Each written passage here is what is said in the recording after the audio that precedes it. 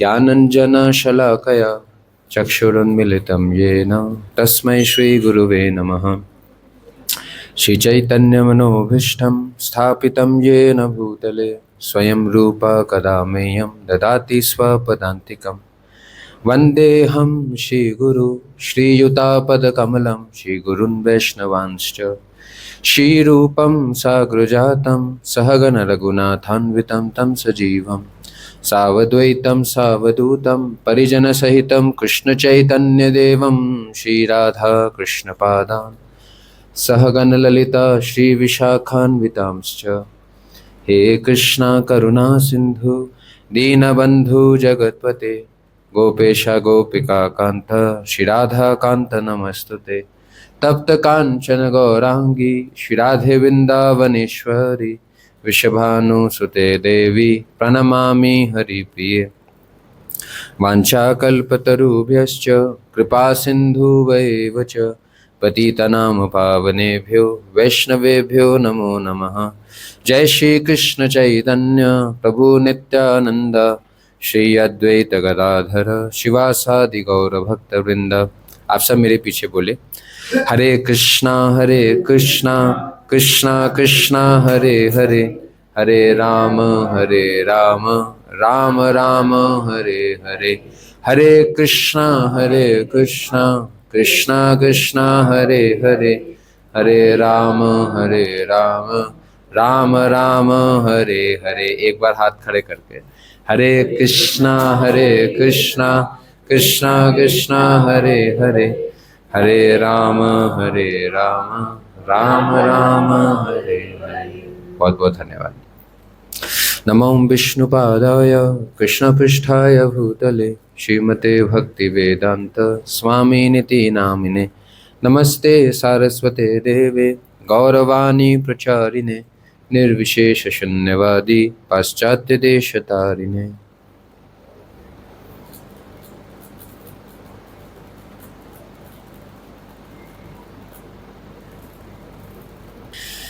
तो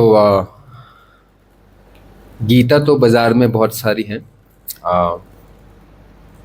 एक बार शीला प्रभुपाद जिन्होंने इस्कॉन की स्थापना की, आपने उनका चित्र देखा है? तो एक अमेरिकन जर्नलिस्ट ने उनसे पूछा कि, आपने देखा होगा उनका चित्र, तो एक अमेरिकन जर्नलिस्ट ने उनसे पूछा कि स्वामी जी आपने गीता का एक नया एडिशन क्यों निकाला है, क्योंकि बाजार में इतने सारे गीता हैं ही। तो उन्होंने कहा कि लगभग बाजार में आज कुछ 600-700 गीता है। दिस इज़ 1970s, आज और भी होंगी। लेकिन मैंने सारी गीता पढ़ी है, लेकिन मैंने देखा है कि गीता में हर गीता में एक इंटरप्रिटेशन है। तो जो ओरिजिनल मैसेज है वो इंटरप्रिटेटेड है, तो इससे जो मैसेज की सैंक्टिटी है वो लॉस्ट है। इसलिए मैंने क्या किया है, गीता का मैसेज एज इट इज़ लिखा है। तभी आप देखेंगे इस गीता का नाम जो है Bhagavad Gita as it is है। Because Bhagavad means the lord, Gita means song, so is song of the supreme lord. So song of the Supreme Lord has any significance only because it is coming from the Supreme Lord. So therefore I wanted to present that message as it is, unadulterated, so that it has that same potency.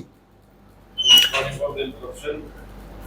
एक car number है, थोड़ा सा गलत बार है हमारा, है कि 4906 में से किसी का है 490 कार्ड बोलने आया था, पता नहीं हमारा किसी। Thank you. So in this session also we will try to present the teaching of the Gita as it is, so that you get the full benefit. जैसे मेडिसिन होता है, medicine acts when it is unadulterated, there is no adulteration. Similarly, the message acts when it is completely pure, then it acts. हालांकि scriptural books तो बहुत सारी हैं, but why Gita, why we are discussing from Gita. So आप लोगों ने नाम सुना होगा आदि शंकराचार्य, सुना आप लोगों ने? तो आदि शंकराचार्य ने गीता का महात्म्य लिखा है। महात्म्य मतलब उसकी महिमा लिखी है. सो ही सेज दैट एकम शास्त्रम देव की पुत्र गीतम एको देवो देव की पुत्र है वह एको मंत्र तस्य नमानि यानी कर्मापि एकम तस्य देवस्य सेवा सर्व उपनिषदो गावो दोग्धा गोपाल नंदना पार्थो वत्सा सुधीर भोक्ता दुग्धम गीतामृतम महात. इसका मतलब क्या है? सर्व उपनिषदो गावो, तो वो क्या बोलते हैं कि जितने भी हम शास्त्र पढ़ते हैं अगर हम उनकी तुलनाएं गाय से करें, सर्व मतलब संस्कृत में सारे, उपनिषद शास्त्र, गावो गाय, अगर आप सारे शास्त्रों की तुलना एक काऊ से करें, गाय से करें, सर्व उपनिषदो गावो दोग्धा गोपाल नंदना, तो जो गाय को दुग्धा है, जो गाय का दूध निकालता है वो गोपाल नंदन है, वो कृष्ण है. तो कृष्ण ने क्या किया है कि सारे शास्त्रों का सार निकाला है. जैसे एक गाय को पालने वाला ग्वाला, गाय का सार क्या माना जाता है? दूध. तो जैसे ग्वाला गाय को चारा खिला के दूध निकालता है, ऐसे कृष्ण ने सभी शास्त्रों का सार निकाला है गीता के रूप में. सर्व उपनिषदो गावो दोग्धा गोपाल नंदना पार्थ वत्स सुधीर भोक्ता दुग्धम गीतामृतम महात. तो सारे शास्त्रों को अगर गाय की तुलना की गई है तो उस गाय का जो दूध है, जो कि गाय का सार है, ऐसे जो शास्त्रों का सार है वो गीता है. और जो बछड़ा है जिसको सबसे पहले वो दूध पिलाया वो कौन है? पार्थ वत्स. वो वत्स कौन है? वत्स समझते हैं, बछड़े को बोलते हैं. तो वो वत्स कौन है जिसने वो दूध सबसे पहले पान किया? पार्थ, अर्जुन. पार्थ शब्द निकला है पृथा से. कुंती का नाम सुना है आपने? कुंती का जो नाम है वास्तविक उनका नाम कुंती नहीं है. कुंती का नाम उनके पिता से पड़ा, उनका नाम था कुंती भोज. तो कुंती भोज से उनका नाम कुंती पड़ा, लेकिन कुंती का वास्तविक नाम था पृथा, और पृथा के पुत्र को बोला जाता है पार्थ. तो अर्जुन का एक नाम है पार्थ. तो भगवान श्री कृष्ण ने क्या किया? सभी शास्त्रों की गाय का सार रूपी दूध गीता को वत्स पार्थ को सबसे पहले पिलाया और उसके माध्यम से सबको दिया. तो गीता पे हम क्यों चर्चा कर रहे हैं? Because that is the essence of all scripture. Scriptures are many, teachings are many, but we want to touch the epitome, we want to touch the essence so that we get the full benefit. तो इसलिए हम गीता पे चर्चा कर रहे हैं. गीता भी बहुत विस्तार में है, आपको जानना चाहिए. गीता में आप जानते हैं कितने अध्याय हैं, चैप्टर्स हैं? कोई आपसे पूछे गीता में कितने चैप्टर्स हैं, क्या बोलेंगे आप? और कोई? गीता में कितने अध्याय हैं? हम जब गीता से हम परिचय हो रहे हैं तो बेसिक चीज़ें हम गीता से जानते हैं. तो गीता में कितने चैप्टर्स हैं? और कोई शेयर करना चाहेगा, गेस करना चाहेगा? प्रभु जी, रवि जी ने कहा 18 है. और कोई शेयर करना चाहेगा, गेस करना चाहेगा? No problem. 18 चैप्टर्स हैं. For all of us to know, Gita has 18 chapters. और कितने श्लोक हैं गीता में? कितने श्लोक हैं? एनी गेस कितने श्लोक होंगे?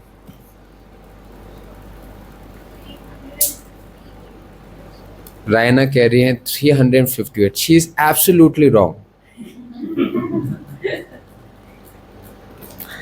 तो गीता में 700 श्लोक हैं, 700, ऑलमोस्ट डबल. तो हम गीता की चर्चा कर रहे हैं. गीता के कुछ इंपॉर्टेंस के बारे में हमने समझा, एज इट इज के इंपॉर्टेंस के बारे में समझा, गीता के कुछ फंडामेंटल चीजें.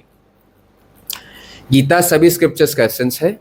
इसमें 18 चैप्टर्स हैं और 700 वर्सेस हैं. Simple things, right, to know, for us to know. Okay, अब 700 वर्सेस में बहुत सारे टॉपिक्स डिस्कस्ड हैं. We will go to discuss only 4 or 5 main topics. तो गीता के 5 मेन टॉपिक्स को हम टच करेंगे. हमने चर्चा की सारे स्क्रिप्चर्स है, उसका एसेंस क्या है? गीता. गीता 18 चैप्टर्स में डिवाइडेड है और टोटल वर्सेस कितने हैं? 700. ठीक है. 700 वर्सेस में बहुत सारे टॉपिक्स हैं, 5 मेन टॉपिक्स है। क्या क्या है हम आने वाले सत्रों में चर्चा करेंगे। 5 मेन टॉपिक्स क्या है? एक है ईश्वर, आज हम इसके ऊपर डिस्कशन करेंगे। ईश्वर, who is the supreme controller. जैसे रितिका जी बता रही थी कि कभी मैं साईं बाबा जी को मानती हूँ, कभी मन उठ जाता है तो शिव जी के पास जाती हूँ, जब मन भर जाता है तो गोविंद के पास जाती हूँ, जब मन नहीं लगता तो दुर्गा के पास जाती हूँ, है ना। तो वास्तविकता में ये कौन है? और एक परम ईश्वर, परम संस्कृत में बोलते हैं सुपरलेटिव, सुप्रीम। ईश्वर मतलब नियंता। तो सबसे बड़े नियंता कौन है? Who should be our worshipable Lord. इसके ऊपर आज एक पहल करेंगे, ठीक है। तो गीता में 5 मुख्य विषय में एक गीता हमें बताती है कि परमेश्वर कौन है, who is the supreme controller. Gita के आधार पे हम सर्टन हो जाते हैं कि yes, he is the supreme one. जैसे एक ट्राइंगल में एपेक्स होता है, एपेक्स जानते हैं किसको बोलते हैं? टॉप मोस्ट पॉइंट को बोलते हैं एपेक्स। टॉप मोस्ट पॉइंट अनेक होते हैं या एक होता है? एक होता है। तो जो सुप्रीम उस पोजीशन में एक है, वो कौन है? We will come to know from Gita, not ISKCON verdict, not our verdict, what Gita says. प्रमाणा, what is the evidence of Gita, that we will discuss. तो गीता बताती है कि उस एपेक्स पॉइंट पे ईश्वर कौन? पहला टॉपिक। दूसरा टॉपिक गीता बताती है जीवा, आप और मैं कौन? एक ईश्वर है जो एपेक्स पे है, और जो बॉटम पे है वो जीवा है। जीवा मीन्स लिविंग एंटिटी, वो अनेक है। आप भी लिविंग एंटिटी, मैं भी लिविंग एंटिटी हूं। लिविंग एंटिटी क्या है उसके बारे में हम चर्चा करेंगे आने वाले सत्रों में। दूसरा। तीसरा जो गीता में हम सीखेंगे वो है प्रकृति, this world, how this world runs, what is the characteristics of this world, Gita teaches us. Third. Fourth, Gita teaches about time, what is the power of time, or in Sanskrit called kal, how time acts. Does time also stop? There's a saying, dash and dash waits for no one, time and tide. But Gita says time at one point also gets still. So what is the characteristics of time? We will learn from Gita. Kal. और पांचवा Karma, what is karma and how it acts on us and the world. 5 topics. क्या 5 topic है? दूसरा प्रकृति, कर्म। 5 अलग लोग हाथ खड़ा करके बताएंगे। पहला हाथ खड़ा करके बताइए। 5 डिफरेंट पीपल। सपना जी ईश्वर, सेकंड आकांक्षा जी जीवा, थर्ड रितिका जी प्रकृति, नीतू जी काल, रवि जी करो। थैंक यू मोहित। तो हम ये 5 चीज चर्चा करेंगे टर्न बाय टर्न। आज हम शुरू करेंगे ईश्वर से। पहले चर्चा करेंगे कि does God actually exist, because there many feel that he may exist, he may not exist, because there are many questions in this world. If he exists, we don't see him. और if, जैसे आप लोगों ने सुना होगा, लोग बोलते हैं कि if there is God, show me, because I will believe in God only if I can see him, because seeing is believing. So does God actually exist? इसके ऊपर हमारा पहला सेशन है। How do we know that there is one creator? जैसे science में there is a theory. What do you mean by theory? कोई आपसे पूछे थ्योरी का क्या मतलब होता है? thesis पे based, some research पे based एक final statement, verdict. ओके, आई एलैबोरेट। थ्योरी का मतलब होता है थियोलॉजी से। Theology means one thought.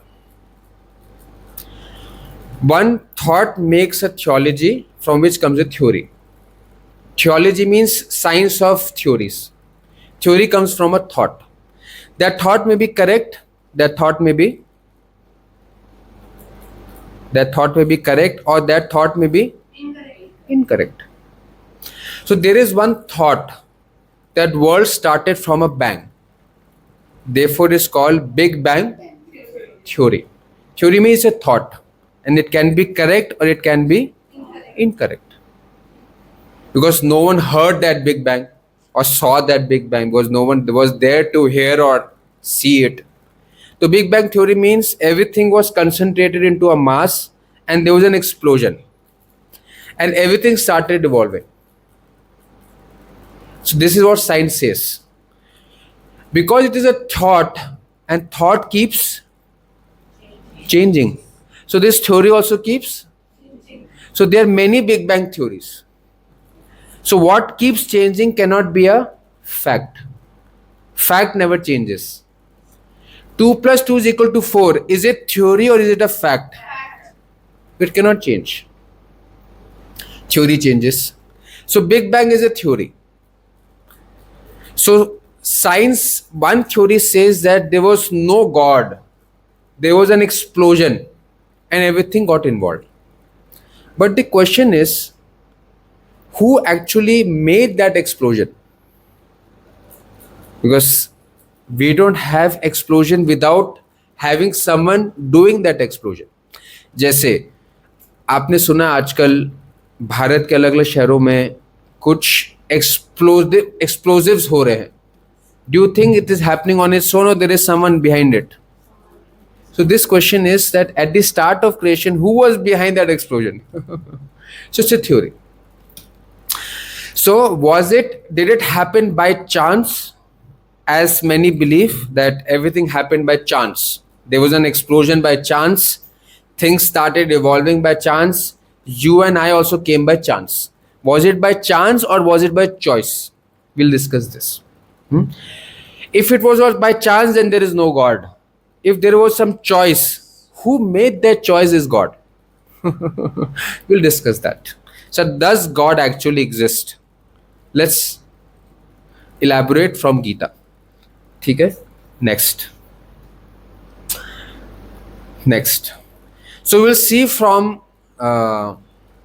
6 things. That does God exist? Yes or no? 6 things. A, B, C, D, E, F. 6 things. A for artistry, B for beautiful organization, C for creation, D for design, E for energy, and F for flawless law. Through 6 things we will try to answer this question. What is the question? Does God exist? After this session we should be able to answer it. And if someone asks us, we should be able to explain.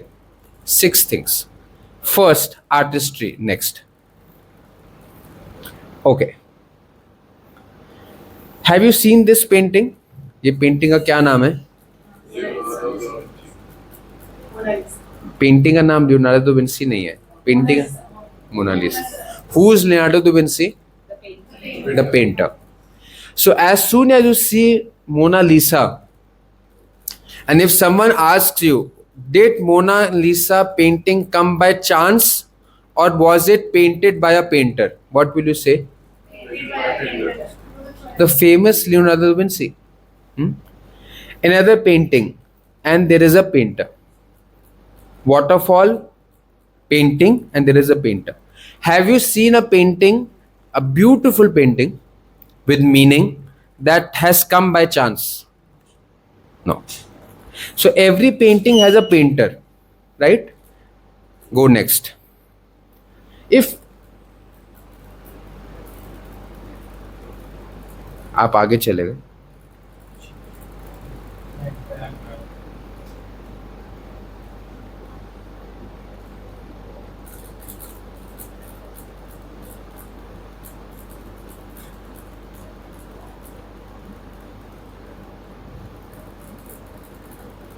So every painting has a painter.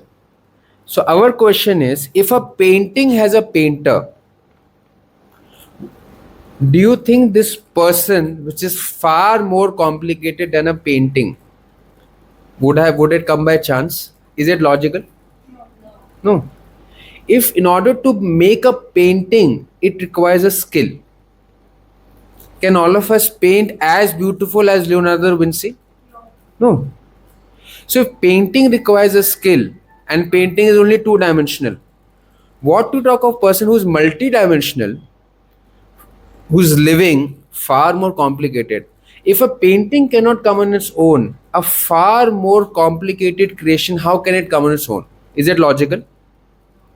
No. Similarly, if a waterfall painting cannot come on its own, what to talk of a real waterfall? Can it come on its own? No. So it's not logical. So when we see a beautiful artistry, A for artistry, we understand there is an artist. So whatever we see, artistry we see in this world, we can understand there is also an artist. Next, जैसे आप लोगों ने से कभी paper का रोज बनाया है? Paper के रोज बनाने के लिए क्या क्या चाहिए आपको? आपको फेविकॉल चाहिए और पेपर चाहिए और आइडिया, राइट? और पेपर के अंदर आप जब रोज बनाते हैं तो वो पेपर रोज में आप देखेंगे हम कलर कर सकते हैं, उसका एक साइज बना सकते हैं. पेपर रोज, एक पेपर पे जब आप रोज बनाते हैं तो आप साइज बना सकते हैं, बड़ा या छोटा, या सो कलर कर सकते हैं अलग अलग जब आप पेपर पे रोज बनाते हैं. जब आप एक्चुअल पेपर का रोज बनाते हैं, दोनों का अंतर है. पेपर में एक रोज बनाना और पेपर से एक रोज बनाना वो और भी मुश्किल है, क्योंकि पेपर में रोज बनाने में आपको तो सिर्फ एक साइज चाहिए, लेंथ, ब्रेथ और कलर चाहिए. लेकिन जब एक पेपर रोज बनाना है तो लेंथ और ब्रेथ के अलावा क्या चाहिए आपको? हाइट भी चाहिए उसका, और कलर के साथ साथ आप उसके अंदर फ्रेग्रेंस भी डाल सकते हैं, राइट? और उसमें डेप्थ भी है. पेपर के ऊपर रोज का डेप्थ नहीं है, लेकिन पेपर रोज का मोटा पतला बना सकते हैं पेपर, तो उसमें और भी डायमेंशन है. अब पेपर पे रोज बनाना, पेपर का रोज बनाना और एक्चुअल रोज. अब एक्चुअल रोज में और क्या क्या है? पेपर रोज में लेंथ, ब्रेथ और कलर था. पेपर के रोज में length, breadth, height, depth, fragrance, colour था. एक्चुअल रोज में length, breadth, height, depth, colour, fragrance, life, taste, ये सब भी है और डायमेंशन है. तो मेरा क्वेश्चन ये है, अगर एक पेपर पे रोज कोई बनाता है, अपने आप नहीं बनता है. पेपर का रोज कोई बनाता है, अपने आप नहीं बनता है. तो एक्चुअल रोज अपने आप कैसे आ गया? मेरा क्वेश्चन ये है. जब पेपर के ऊपर रोज अपने आप नहीं आ सकता, पेपर का रोज अपने आप नहीं आता है, तो एक एक्चुअल रोज अपने आप कैसे आ सकता है? मेरा क्वेश्चन ये है. क्या लॉजिकल है? नहीं. अगर पेपर के ऊपर कोई रोज बनाने वाला है, पेपर का रोज कोई बनाने वाला है, तो जो रोज हम देखते हैं उसको भी कोई बनाने वाला होना चाहिए. So behind every beautiful artistry there is a artist. पहला A. Second, next. So behind every artistry there is an artist. Next, B. B था ब्यूटिफुल ऑर्गेनाइजेशन. जैसे मेरा आपसे क्वेश्चन है कि जब आप क्लास में आए तो एसी चल रहा था, ये प्रोजेक्टर लगा हुआ था, सीट्स बिछी हुई थी, ये कैमरा लगा हुआ था, माइक्रोफोन लगा हुआ था, हारमोनियम था, मृदंग था, करताल था, ये चेयर्स थे, ये व्यासासन था, ये टेबल था, ये लैमिनेशन था. मेरा क्वेश्चन ये है, ये सब ऑर्गेनाइजेशन था. आपको लगता है ये कमरे में सारा ऑर्गेनाइजेशन अपना भी हो गया? पिंकी जी, जब आप क्लास सेटअप करते हैं तो क्लास को कोई सेटअप करते हैं, क्लास सेटअप होते हुए मिलती है? करनी पड़ती है, ऑर्गेनाइजेशन करना पड़ता है. तो हम अपनी लाइफ में जब ऑर्गेनाइज करते हैं तभी ऑर्गेनाइज होता है. डिसऑर्गेनाइज होना आसान है. जब आप कमरे से बाहर जाएंगे, कुर्सियाँ अपने आप टेढ़ी मेढ़ी हो जाएंगी. हो सकता है जो है ये माइक बंद हो जाए, ऑन हो जाए, या फिर ये हो सकता है किताब गिर जाए या लैमिनेशन गिर जाए, डिसऑर्गेनाइज हो सकता है, ऑर्गेनाइज के लिए शक्ति चाहिए। तो हम लाइफ में भी बहुत सारा ऑर्गेनाइजेशन देखते हैं, जैसे फॉर एग्जांपल ये बी का ऑर्गेनाइजेशन है।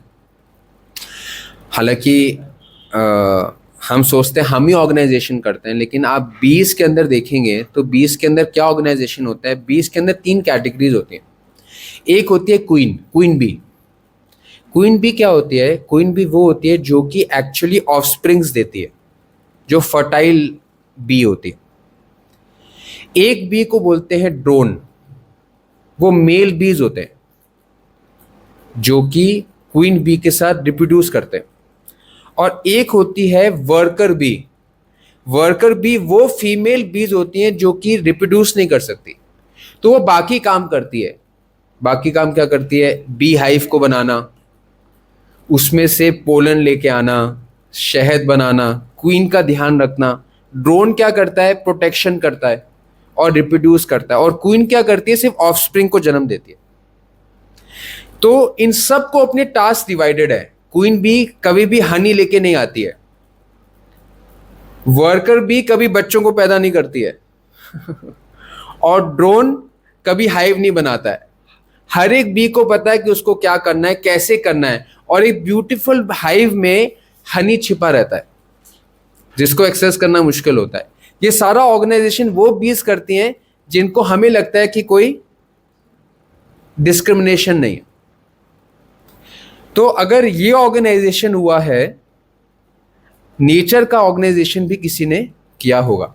इसके पीछे अगर इंटेलिजेंस है तो नेचर का ऑर्गेनाइजेशन के पीछे भी इंटेलिजेंस है। Second, third, next, behind a beautiful organisation there is an organisation. Next, गाड़ी एक मॉडल है, एक कंपनी ने बनाई है। नेक्स्ट, लैपटॉप एक कंपनी का है जिसने बनाया है। नेक्स्ट, घड़ी है, कंपनी ने बनाया है। नेक्स्ट, एक टावर है जिसको किसी ने आर्किटेक्चरली डिज़ाइन किया है। नेक्स्ट, ये बिल्डिंग है जिसको किसने कंस्ट्रक्ट किया है। स्कल्पचर है जिसको किसी ने स्कल्प्ट किया है। तो एक बिल्डिंग को बनाने वाला है, स्कल्पचर को बनाने वाला है, गाड़ी को बनाने वाला है, घड़ी को बनाने वाला है। तो ये यूनिवर्स को कोई बनाने वाला कैसे नहीं हो सकता? So behind every beautiful creation there is a creator. Next, D, behind every beautiful design there is a designer. जैसे आप बच्चों के कपड़े डिज़ाइन करते हैं तो एक डिज़ाइनर को इन्वॉल्व करना पड़ता है। नेचर में डिज़ाइन क्या है? ये छोटा सा बीज है जिसका 1.5 सेंटीमीटर या 1.5 mm जिसका आकार है, लेकिन इस बीज में ऐसी शक्ति है कि वो ऐसे पेड़ को जन्म देता है। नेक्स्ट, इसका नाम है सिकोया। सिकोया पूरी दुनिया का सबसे बड़ा जीव है जिसका आकार 300 फीट ऊंचा है और जिसकी जो चौड़ाई है, ये पेड़ है 100 फीट उसकी चौड़ाई है, 300 फीट ही ऊपर जाता है। और ये सब कहाँ से आता है? छोटे से बीज का जो 1.5 mm का है। नेक्स्ट, जिससे गाड़ी निकल सकती है। 100 लोग आलिंगन करेंगे तो ये पेड़ सर्कमएम्बुलेट होगा। जैसे ये देखेंगे, सबसे छोटा आप और मैं है, देख पा रहे हैं। थर्ड में मनुष्य है, देख पा रहे हैं आप। स्पेस शटल है, सिकोया ट्री है, फिर ह्यूमन है। वो ह्यूमन है और ये ट्री है। और ये ट्री इतना बड़ा कहाँ से आता है? ये ट्री स्टैच्यू ऑफ लिबर्टी से भी ऊंचा है, ब्लू वर्ल्ड से भी बड़ा है, डायनासोर से भी बड़ा है, स्पेस शटल से भी बड़ा है। इतना बड़ा पेड़ कहाँ से आता है? इतने से बीज से, 1.5 mm के बीज से। तो ये कौन डिजाइनर है जिसने इतने बड़े पेड़ को बनाने की जो कला है वो छोटे से बीज में डाली है? क्या आप और मैं इतना बड़ा पेड़ बना सकते हैं? नहीं बना सकते। तो अगर कपड़ों को डिजाइन करने के लिए एक डिजाइनर है, तो क्या इस पेड़ को डिजाइन करने के लिए डिजाइनर नहीं है? क्या लगता है आपको Mohita ji? Yes, yes, there is a designer. Next, D, next, next, next, next. तो हर जगह संसार में डिजाइन है, चाहे हमारे बॉडी में एक डीएनए का डिजाइन है। नेक्स्ट, पूरे यूनिवर्स में अलग अलग स्ट्रक्चरल डिजाइन है। Body centred cubic, face centred cubic, simple cubic, ऐसे 14 क्यूब्स आपको मिलेंगे जो पूरे वर्ल्ड के अलग अलग एटम के स्ट्रक्चर्स है। ये जो आप देख रहे हैं इस अलग अलग स्ट्रक्चर्स में एटम्स हैं और जो ऑब्जेक्ट्स बनाता है। जब ये स्ट्रक्चर चेंज होता है तो ऑब्जेक्ट चेंज हो जाता है। जैसे कार्बन से ही ग्रेफाइट बनता है नेक्स्ट, और कार्बन से ही डायमंड बनता है। डिफरेंस क्या है? सिर्फ स्ट्रक्चर का। दोनों में सिर्फ स्ट्रक्चर का डिफरेंस है। एलिमेंट एक है, दोनों कार्बन है, लेकिन ग्रेफाइट का स्ट्रक्चर कार्बन का अलग है और डायमंड का स्ट्रक्चर अलग है। तो माइक्रोस्कोपिक लेवल पे भी डिजाइन है और मैक्रोस्कोपिक लेवल पे भी डिजाइन है। एक फिक्स्ड रेडियस में अर्थ घूमता है, सारे प्लैनेट्स घूमते हैं, अर्थ रिवॉल्व करता है, एक डिजाइन है। और ये डिजाइन कैसा है कि जिस प्रोपोर्शन में प्लैनेट्स सन के अराउंड घूमते हैं उसी से टाइम ड्राइव होता है। हमारी घड़ी फेल हो जाती है, लेकिन जो यूनिवर्सल क्लॉक है सोलर सिस्टम का वो फेल नहीं होती है। अगर घड़ी को कोई डिजाइन करने वाला है जो कि कुछ समय के बाद लैग देती है, तो जो सोलर सिस्टम लैग नहीं देती उसका भी तो कोई इंटेलिजेंट डिजाइनर होगा। यस और no? D means behind every beautiful design there is a designer. Next,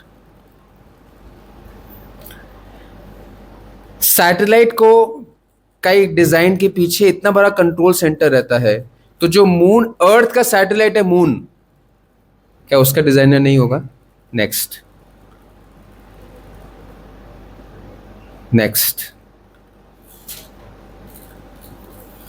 एक छोटा सा सैटेलाइट है, लेकिन ये सैटेलाइट 6 इंटू 10⁻21 का मतलब पता है क्या होता है?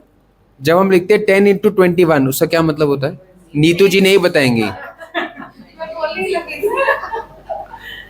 जब 10 के ऊपर एक नंबर लिखा हो तो क्या मतलब है उसका? उतने जीरोस लगा ले। सो 6 and 21 जीरोस, टन्स। एक टन कितने किलो होता है नीतू जी को छोड़ के?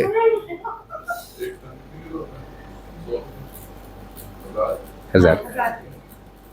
तो सोचिए जब हम किलो में करेंगे तो 3 जीरोस और ऐड हो जाएंगे, तो कितना नंबर हो जाएगा? 21 में 3 जीरो ऐड हो जाएंगे तो कितना हो जाएगा?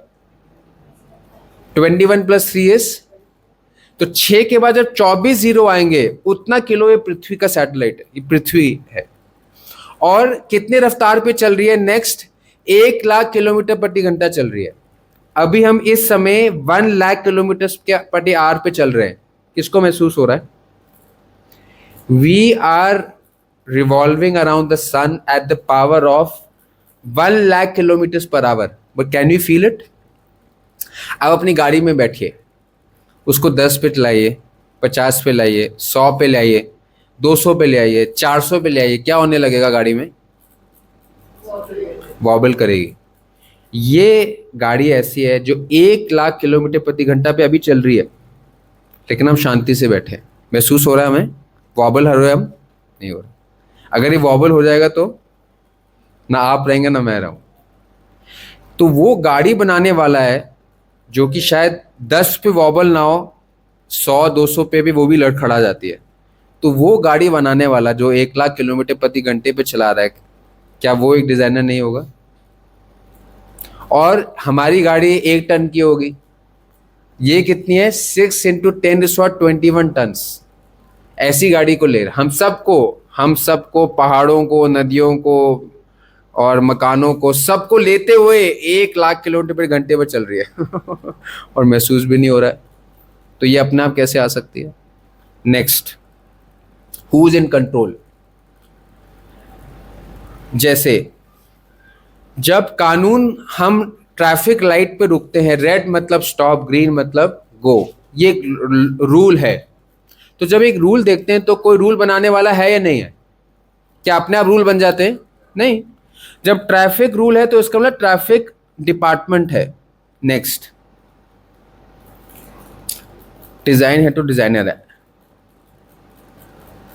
तो ए आर्टिस्ट्री है तो आर्टिस्ट है, ब्यूटीफुल ऑर्गेनाइजेशन है तो ऑर्गेनाइजर है, क्रिएशन है तो डिजाइन है तो ई मीन्स एनर्जी, एनर्जी है तो एनर्जेटिक है।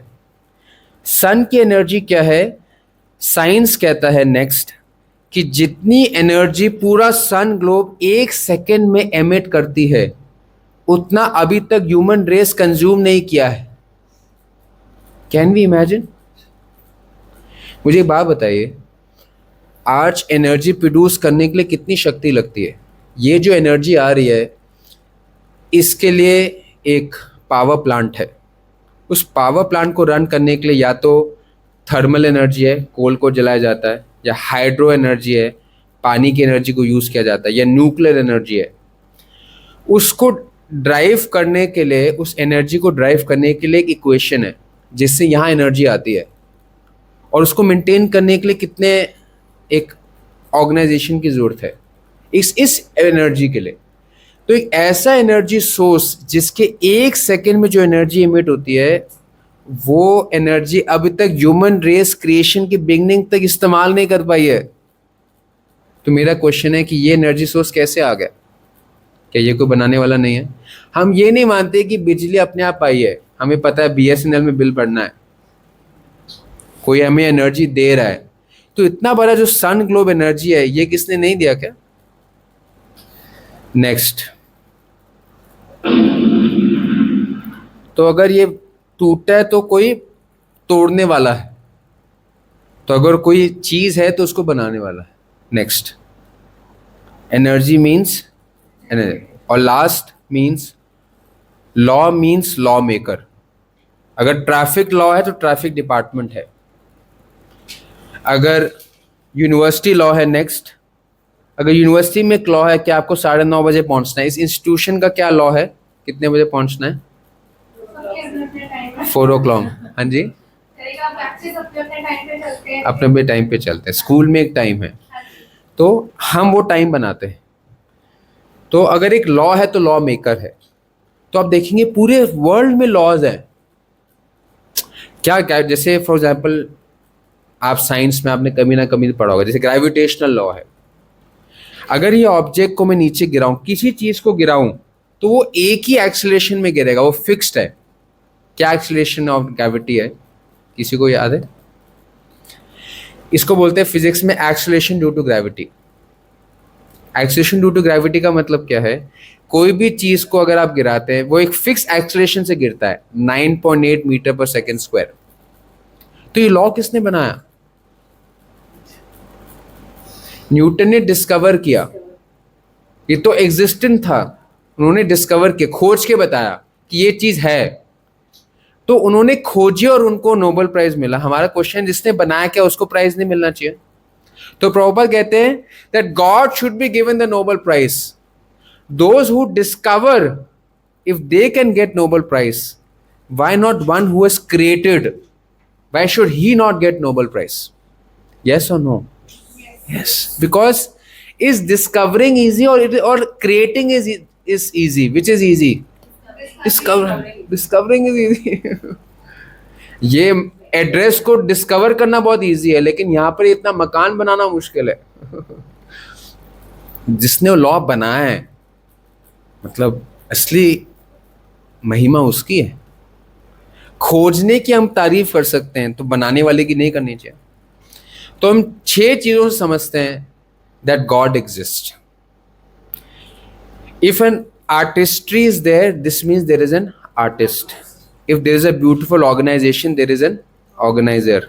If there is a creation, there is a, if there is a design, there is a, if there is a energy, there is a, if there is a law, there is a lawmaker.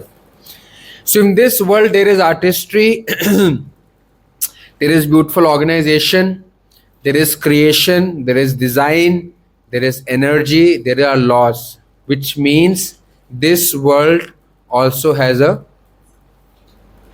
maker, that is God. So which means, does God exist? Yes or no? What are the 6 reasons to prove God exists? What are the 6 reasons? 6 different hands.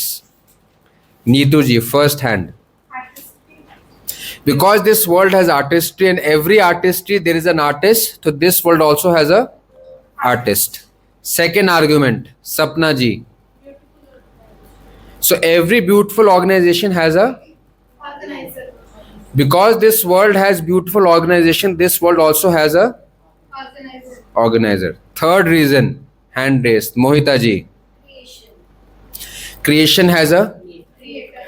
this world has beautiful creation, which means this world also has a creator. Fourth reason, Akansha ji, Design. because every design has a, Design. this world has many beautiful designs, this means this world also has a. Fifth reason, no repeats, fifth reason, Law. There's a law. before law, Ritika ji, energy. Behind every energy there is a energetic. Because this world has many energies, there is also a. And last but not the reason, last but not the least, sixth reason, law, Ravi ji. Every law has a. So in this world there are lot many laws, so therefore this world also has a. So 6 reasons to prove God exists. So when Ahir and Sahir, when Avyana, when Tanishka and Manan, when they will ask कि आपने क्या सीखा, तो you will tell 6 reasons that God exists. ठीक है?